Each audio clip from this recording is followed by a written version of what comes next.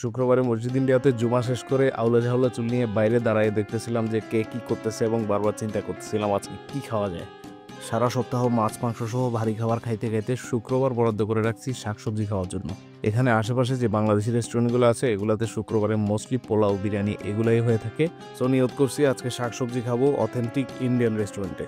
আমার সাথের ভাই ব্রাদার এখনো মসজিদের ভেতরে, সো তাদের জন্য ওয়েট করতেছি বাইরে। অবশেষে হেলতে তুলতে তিনজন চলে আসলো। আমরা আগানো শুরু করলাম বানানা লিফ রেস্টুরেন্টের দিকে, যেটা মসজিদ ইন্ডিয়ার একদম কাছেই নতুন ব্রাঞ্চ হয়েছে এদের। এটা একটা অথেন্টিক ইন্ডিয়ান রেস্টুরেন্ট যেখানে কলা পাতায় খাবার পরিবেশন করা হয়, এবং যারা এখানে ভেজিটেরিয়ান আছে তাদের কাছে এই রেস্টুরেন্টটা অনেক ফেমাস।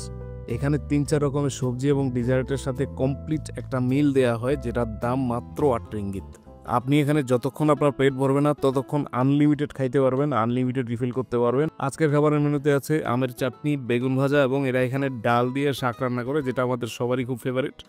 সাথে আছে বরাবরের মতো ডাল চা, যেটা আলু এবং অন্যান্য সবজি দিয়ে একসাথে মিক্স করে রান্না করা হয়। আরও আছে চিকেন এবং ফিশ কারি এবং রসাম। রসাম হলো তেঁতুল দিয়ে একটা টক জাতীয় ডালের মতো করে রান্না করে, যেটা খুবই টেস্টি। আমাদের কাছে খাবারের ডেমো নিয়ে আসা হলো, যেখানে মাছ মাংস সহ অনেক কিছুই থাকে। এর মধ্যে আমাদের জন্য 4টা অরেঞ্জ জুস অর্ডার করা হলো, যেটাতে হালকা বরফ মিশিয়ে খেতে খুবই ভালো লাগে। এটা কি পায়সাম, সুইট সুইট। এটা হচ্ছে রসম, রসম। এটা আপনি খাবারের পরে খাবেন। হ্যাঁ, গরম মানে লেবু পানি, টক পানি। টক পানি আছে।